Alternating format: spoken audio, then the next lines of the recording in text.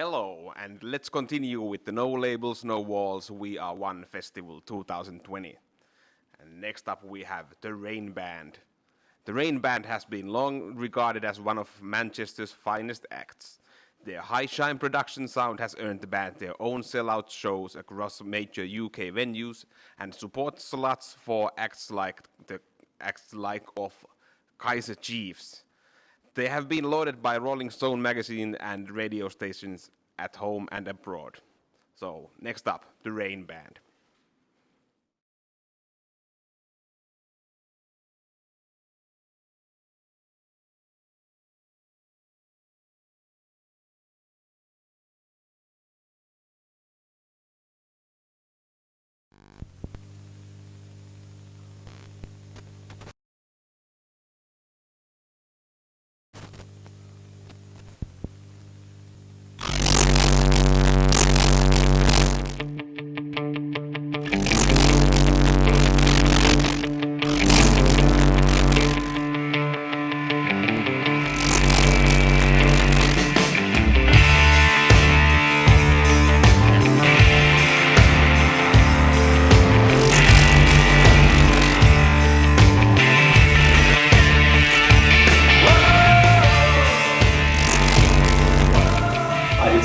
Phil from the Rainband. We're excited to be part of Citizens Fest, which is a festival based on the concept that we are one as people together and everyone has an equal right in the world without exception.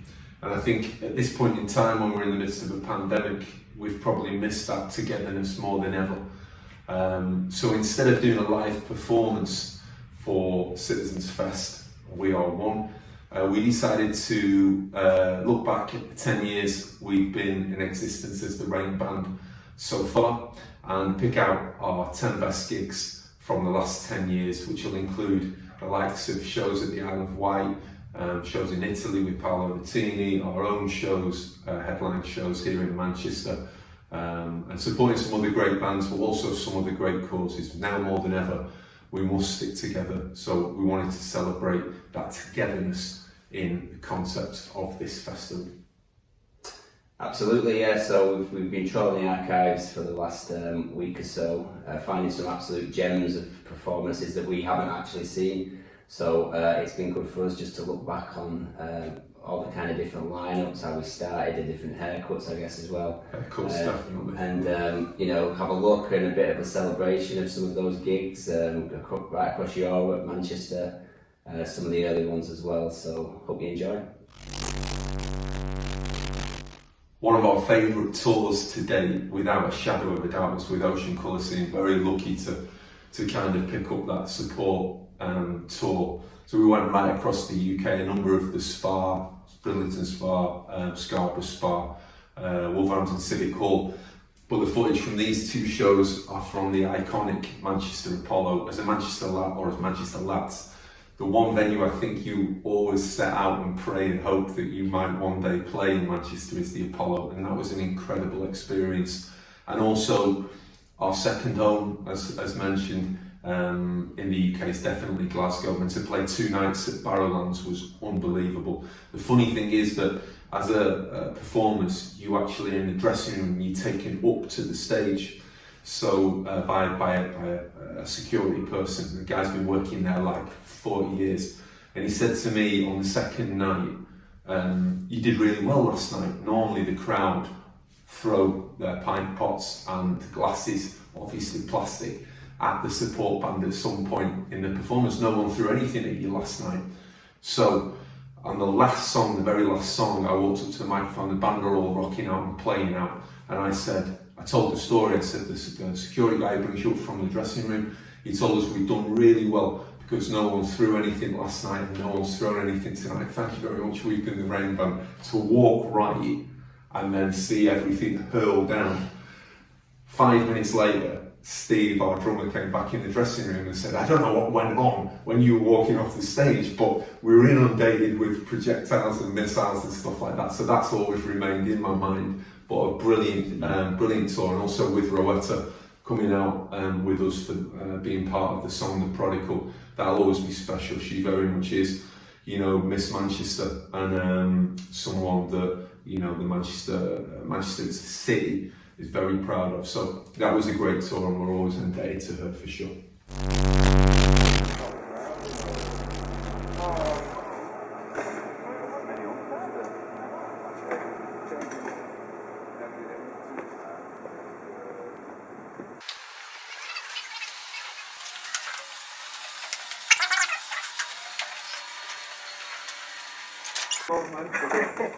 It's just one of those things.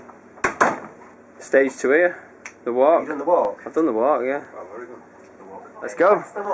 Are we having this one? It's a showtime. Are we having this one? Oh, kid. Yep. Musical inspiration. This is the one. Go.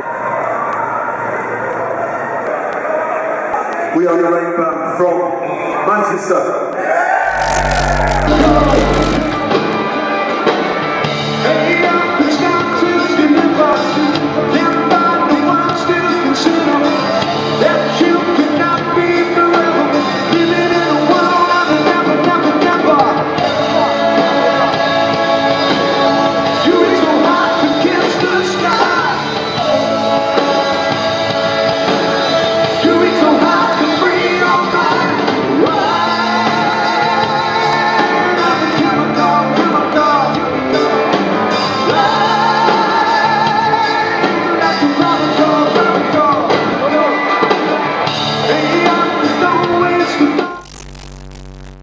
One of our favourite venues in Manchester, full stop, end of story, is the Ritz. We toured the UK with Ocean Colour Scene in 2011, having previously done a couple of days with Simple Minds that year. And after the tour with Ocean Colour Scene, we came straight back to headline the Ritz, which is a really special moment because I think we'd all been there as either to see gigs or at nightclubs within the nights that are run within the Ritz, and I'd always thought, you know, one day hopefully we'd get on that stage and we'd headline, and sure enough it came, and it was special. And I think as a band we felt we'd used the momentum that the tour with Ocean Colour Scene had done, because that was an incredible tour, an unbelievable band, and one of the bands that I've always loved. But to come back and headline your own show in a venue like that was something special for sure. Absolutely. Enjoy. Rainband at the Ritz. Headline. Father day to day. No one cares about the truth. In the world like a broken mirror. I think you to miss.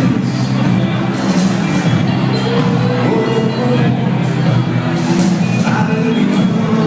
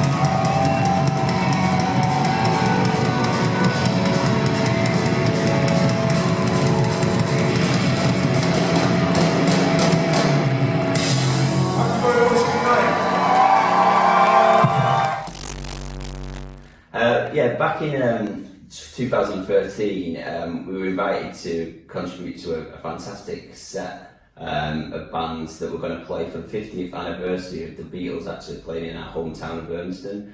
So the Beatles played Chatham Park in 1963, and we played Chatham Park in 2013 to celebrate that. The headline act that day, just on after us, were the bootleg Beatles, obviously. And there was quite some interesting stories to tell about meeting up with the Beatles or the bootlegs. I was waiting for a portaloo that was being used backstage, and so I'm waiting a couple of minutes, and I'm in need. So I give a knock on the door of the portaloo, and the door flies open, and it's John Lennon in his white suit.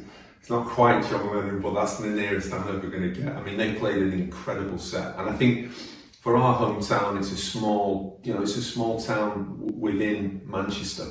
But for the Beatles to have played here, I still think people scratch their heads at the local park.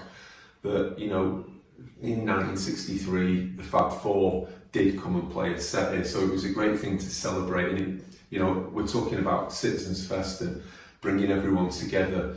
That's one day that makes me think and really miss live music, because that was not only a group of people all getting together to celebrate music, that was a whole town coming together to celebrate what is arguably its most famous moment. So I hope you enjoy the footage. Yeah, the community's coming together as well, so it's great. A lot of the time our kids and families can't get to the gigs because they've been all over Europe, but this was an occasion where everybody could come to the gig as well, and just to be able to get on stage at the end, I think when the Beatles finale of Hey Jude, and take the kids on stage as well, was a little bit kind of, you know, semi sort of like Live Aid-ish, but you know, it certainly ticked a box in terms of what I've wanted to do in music. There was like 4,000 paying customers, and there was about 2,500 on the bridge because they could all see for free, which I pointed out, you can't say you were there unless you've paid for a ticket, but people will say that for sure. Hope you enjoy the footage.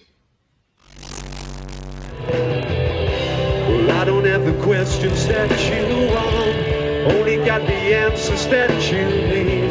And everybody breaks it down, and everybody leaves. It's a... Can you see the sun? Can you see the sun? Can you see the sun?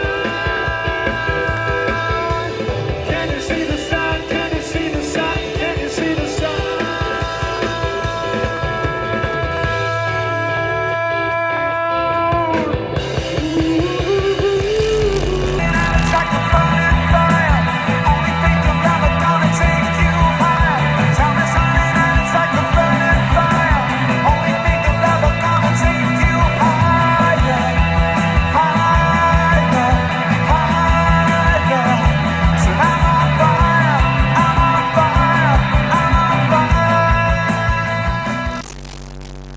One of the band's greatest European tours to date was with Paolo Nutini, a guy at the peak of his power who'd released Caustic Love, which is an unbelievable album, but to play a number of nights across Italy with him was really, really special. So there'll be footage from the show in Rome, Rock in Roma, a special gig, unbelievable gig really, in Padua, and one night in Milan, which was exceptional on stage and definitely exceptional off stage, but maybe we'll leave that for another day. Enjoy.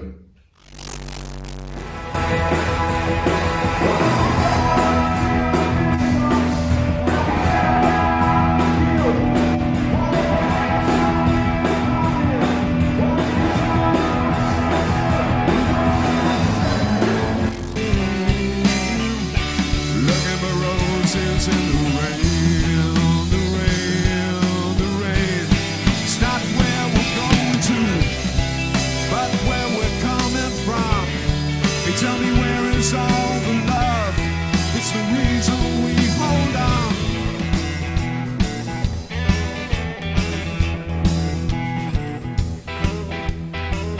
Love me 2 times, baby.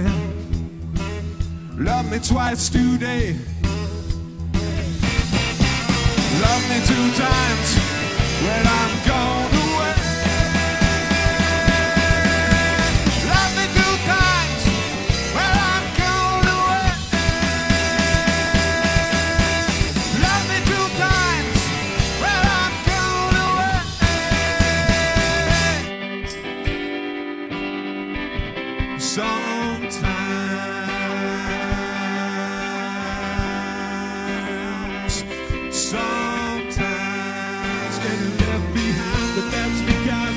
is getting out alive. No, not this time.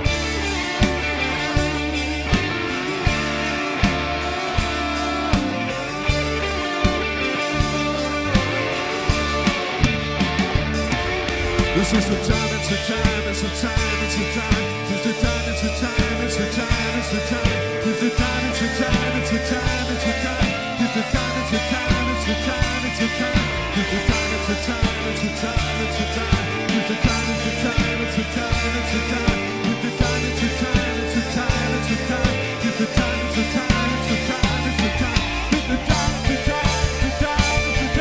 It's the time, it's the time, it's the time, it's the time. It's the time, it's the time, it's the time, it's the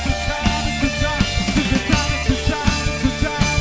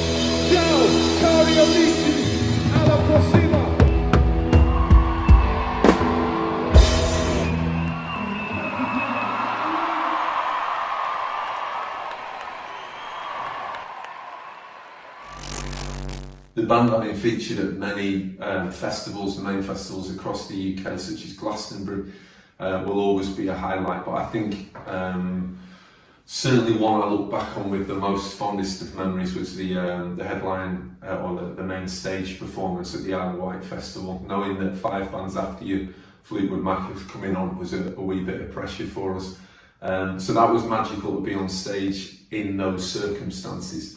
But there was a lot of funny antics off the stage, wasn't there? Yeah, I mean, we've always had like the Rainband banner, which was always a pretty big banner, to be honest. It's probably about the size of a house. Anyway, it went a little bit bigger because the Isle of Wight stage was just the size of a spaceship. Yeah. So we'd actually ordered a banner that must have been about 80 feet wide. Of course, when we get to load the van up in Manchester ready to set off, no one knows how to get this banner in or on the van. So we had to like roll it up, strap it to the top. So it was called the Black Snake. As we drove down to Southampton, we'd take the ferry. Can you imagine trying to get a black snake on a ferry to a massive rock festival as well, in terms of like people checking that as well? Yeah, it was sort of, as I remember, it was almost 10 feet in front of the van and 10 feet behind. I think if the police had seen it at any given point, I don't think we'd have made the festival slot time. But I think those sort of comedy moments have been indicative of us as a band. It's a last minute, no one thought about it, but somehow we managed to cobble it through. And of course, when we come off the stage, there's kind of celebration, you know, what a brilliant performance, kind of how much we enjoyed it. And as music fans, as much as music musicians, to be a part of something like that, only to be greeted with the news that somebody snapped the tour bus key in the back of the van unloading. So now we've got to get a locksmith to work it out. This is within 5 minutes of walking off the stage. So I've gone from euphoria to how are we going to solve this? It turns out on the Isle of Wight, ladies and gentlemen, if ever you snap your key in your car or vehicle you are, there's only one locksmith. And to be fair, cue just chaos. But again, we managed to get back home in some shape or form. But just an unbelievable experience as a musician and as a music fan and as a band to be a part of. I think we'll always celebrate that moment as one of the best. Absolutely. Enjoy Rainband live at the Isle of Wight Festival.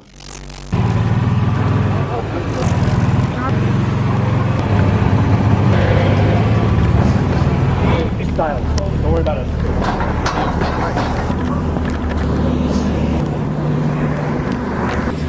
Come on guys, we're at the Isle of Wight. Better go on main stage. Hungover. He is actually awake for once. First time. He needs a toilet though. Yeah, too late. You had it on the A34 yesterday. 1, 2, 3, 4, 5. Let's go. Okay, cameras are rolling. Yeah. Got a V2 to fade out, and it's all yours. Let's go. Let's go. Okay, let's go. Let's go. Ready? Yeah, We're the Rainband from Manchester. Sorry about the weather.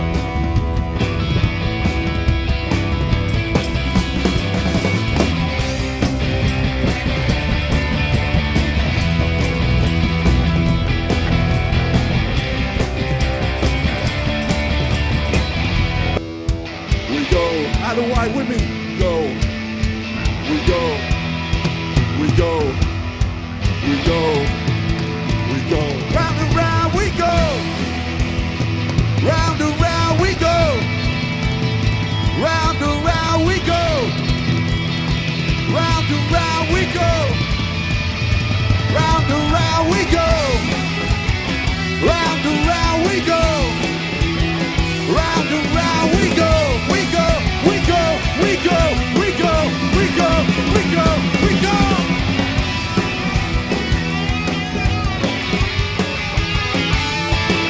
We go. We go. Have yourselves a wonderful festival. May the sun shine on you and each and every one of you. Isle of Wight, thank you very much. We've been the Rainband from Manchester. You've been fucking brilliant. Thank you.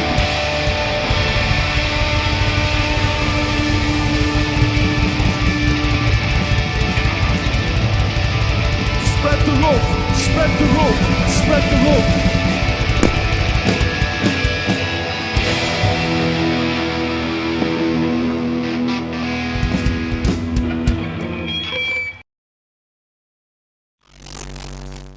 We played at Manchester Academy a number of times, going right up through the ranks of starting off at Academy 3 and 2, back to Academy 1. This was back at the release of our first album, Satellite Sunrise.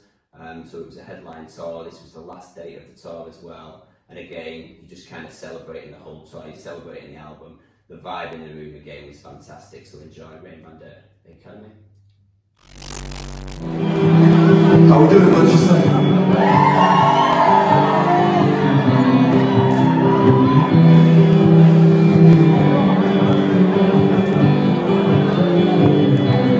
A lot of friendly faces in the room. Thanks for coming down. We really appreciate it. Darkness had an enemy. Always keeps me sane. Shadows like beauty. Now the dancing flame, flame, flame, flame. Turn it up, turn it down. This world's upside down. You dream the dreams you dream, but there's no place to dream in this town. Shadows have the music, you're calling, calling again, again. Into the sky I stand. Light is fading fast as I stand here. Into the sky I stare. I'm holding out for you. There's one way in and one way out. The voices in my head, they shout. One way in and one way out. And I'm calling out to you.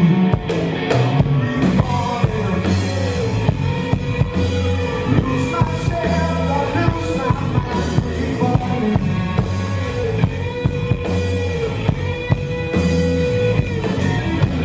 Into the night I stare. Light is fading fast. Here's some footage from an absolutely beautiful venue, probably one of the nicest ones in kind of Victorian hall in Blackburn, King George's Hall.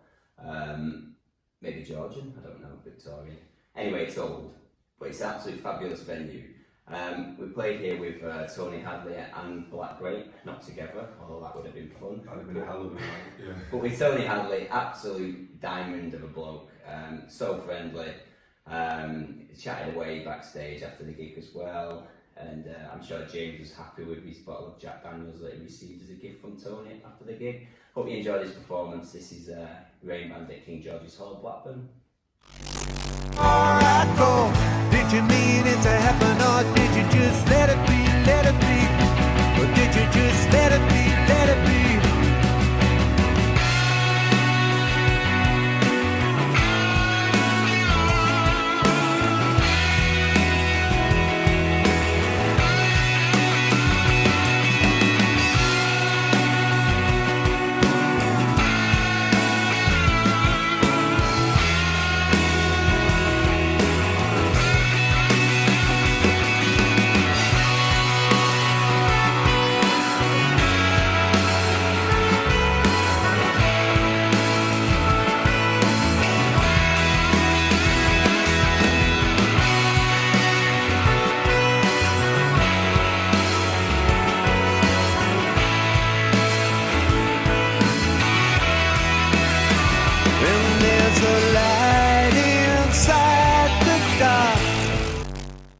Naturally for the band, a lot of people say our second home is Italy, and for sure we've got an incredible connection with that. For all we linked in with the Marco Simoncelli Foundation, and also Rise Again as a song.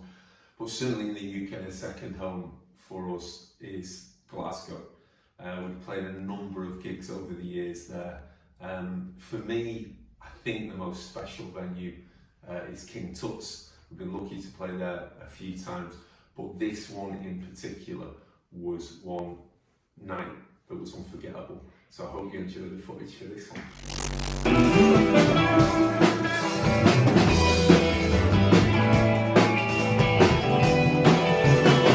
I got a head full of ghosts. She got a head full of dreams.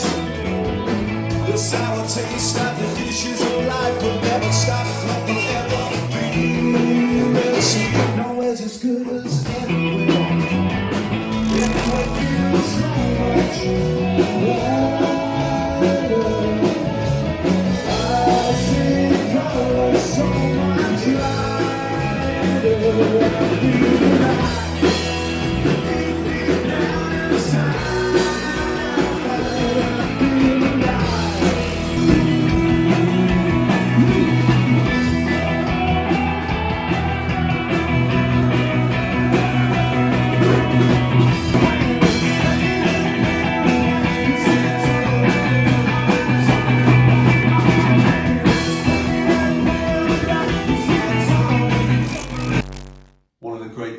Was the Deaf Institute for the Gimme Love tour.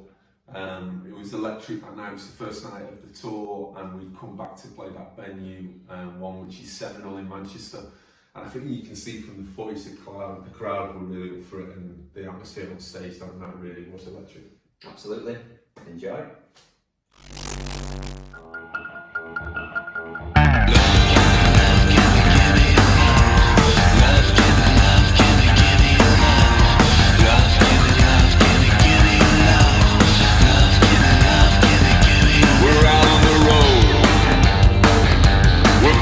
So free. Oh, I'm looking at you.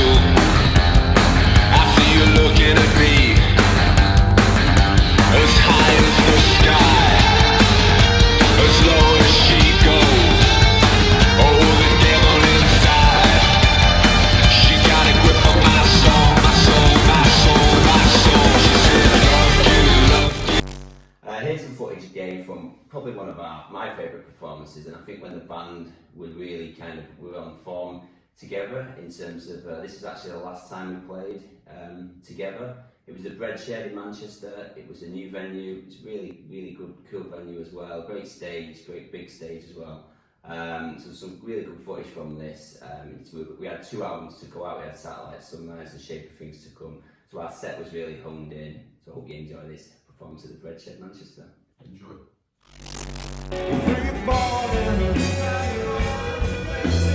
Lose myself, I lose my mind.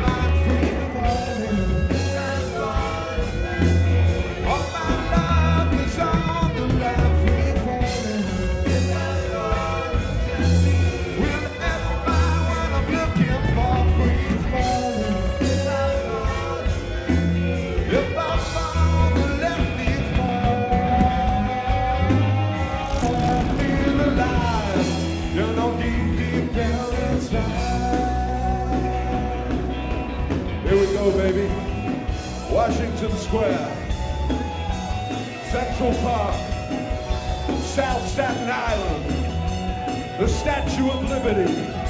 Liberty is love, and love is New York. We gotta keep on holding on. It's been great to put this together for Citizen Fest. Very much we are one, as the concept of the festival is, and as its mantra suggests. We're looking to create naturally a world where everybody matters without exception. And music is very much a fundamental part of that.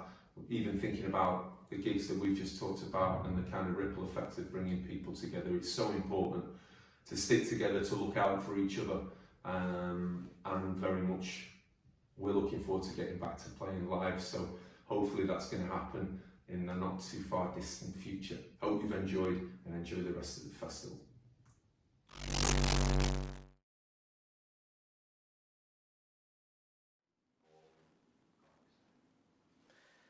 Hello, and thank you for joining us in No Labels, No Walls, We Are One Digital Festival of 2020. Next on the program we have Let's Talk with Michael Byrne. Michael Byrne is the founder and MD of Lived Experience Trauma Support, and he has vast lived experience of surviving multiple incredible life events. Thank you for watching, and here's Michael Byrne.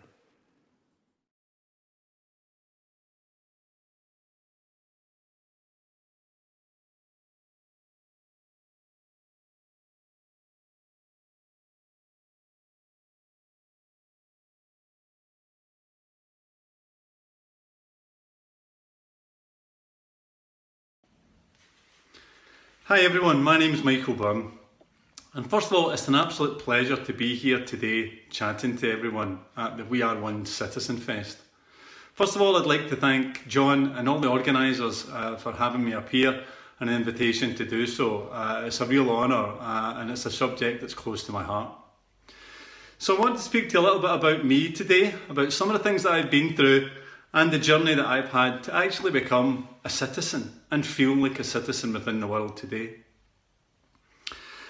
In light of that, I'd like to just kind of give you a trigger warning. I'm going to speak about some things that have happened to me in my life over the course of the years, and they may be relevant to you as a participant in this show. And if they do trigger you, feel free just to pause the video, set it, record it, whatever, go and grab a cup of coffee, and then come back. As I kind of like to say, no matter what I speak about, the happy ending is standing right in front of you just now. So, without further ado, perhaps we'll get going. So, as I said, my name is Michael Byrne. I'm 51 years old. I'm married. I have a 4-year-old son. Yeah, stop doing that mental arithmetic in your head right now. It all will become clear. And I have complex post-traumatic stress disorder. But above all, I'm also a citizen. I'm the founder of an organisation called LETS, and that's an acronym for Lived Experience Trauma Support. And I set LETS up perhaps about 1.5 years, almost 2 years ago now. But that's the culmination of a lot of things that happened to me in my life. And it's something that I'm now passionate about, is to normalise the subject of mental health, both within the workplace, but within society as well. But as I said a couple of minutes ago, it took me a long, long time to get to be able to be comfortable enough in me and the environment that I live in to actually speak about mental health. So, what is a citizen? First and foremost, citizenship means different things to different people, but I think if we hold the 3 main principles of being respected, first of all, I never felt respected. I never felt that I was able to be me in the environment I grew up in, and I'll explain why in a couple of minutes. But I never felt respected. I never felt that if I opened up about anything that I could be respected. I never felt equal. I felt that if I opened up and perhaps told anyone that I was struggling with my mental health or various other side effects of the mental health, that people would see me less than equal to them.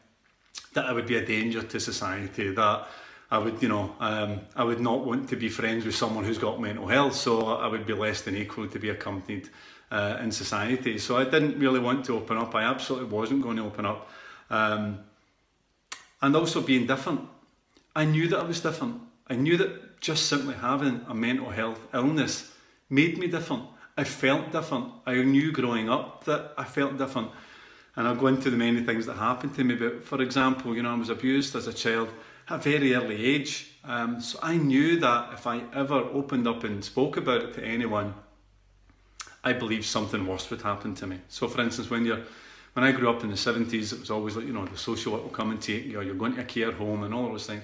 And I was terrified to open up and say that I was a victim or survivor of those things, because as much as my parents were my abusers, they were still my parents. And one way or another, however difficult it may be, I still loved them. So I didn't want anything to happen to them, and I didn't want anything to happen to me. So by simply keeping all of that in, I knew that I was different. I couldn't behave in a natural manner with friends, with school, with anything that I grew up in, because I was different.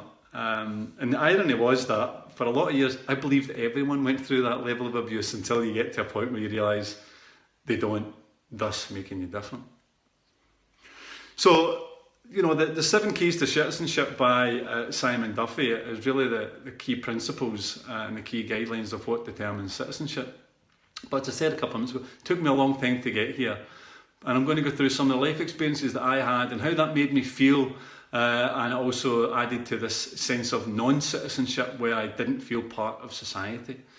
So, as I said a minute ago, a couple of trigger warnings. I'm going to talk about, I've already talked about some abuse and stuff like that. There's a couple other things that I've been through. I'm going to talk about that, maybe pertinent, but they add to this feeling that I've had or had in the past of lost, disenfranchised, and not part of society as we see it, or as a fellow citizen.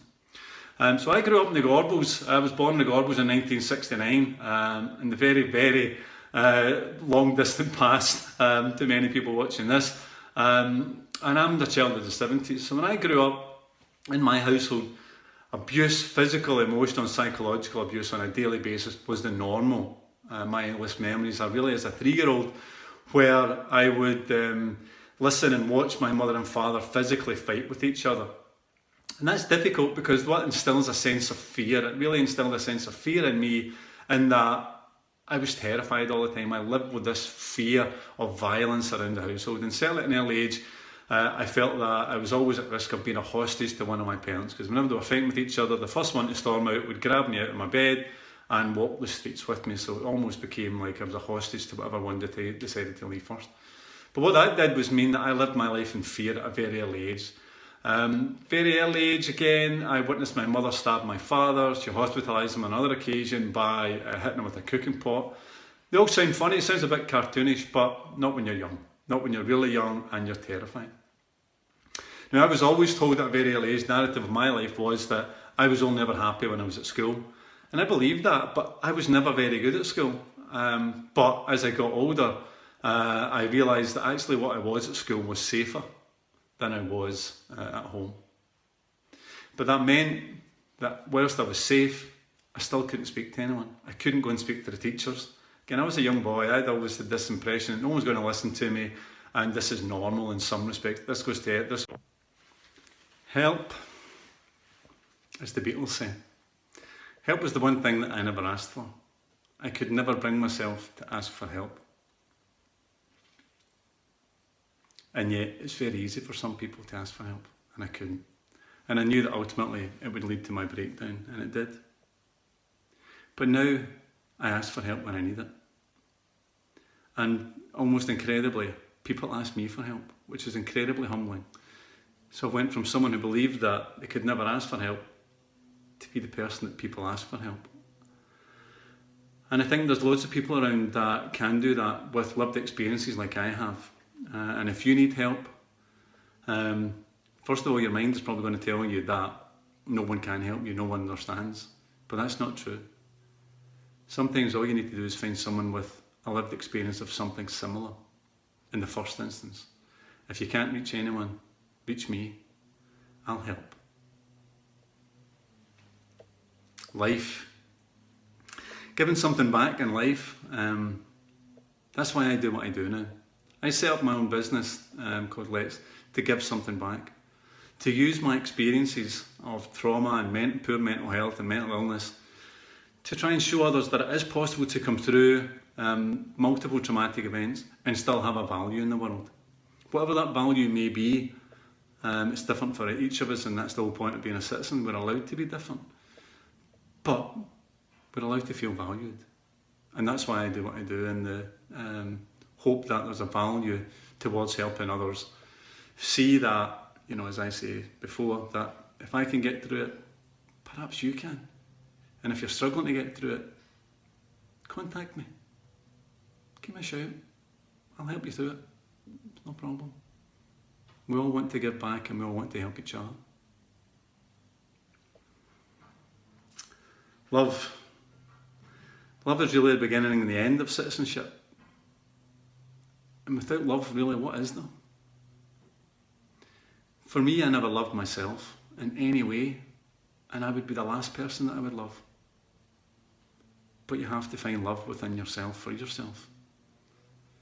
Because if you don't love yourself, how can you love anyone else?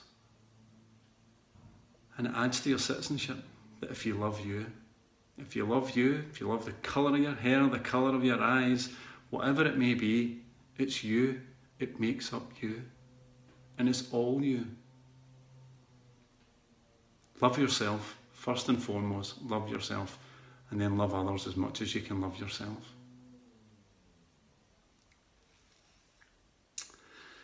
Ladies and gentlemen, it's been a pleasure today.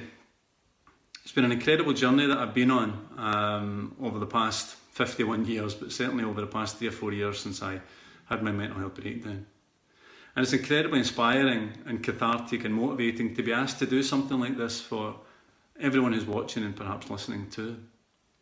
And again, I would just like to thank John and all the organisers, but you for taking the time to listen to me for the past 30 odd minutes. Because it's difficult to hear someone else's story. It can be hard, it can be harrowing, it can be a lot of things. But you can make the difference. I believe that together we are one. We are one citizens. Ladies and gentlemen, thank you very much. Have a wonderful day. Thank you.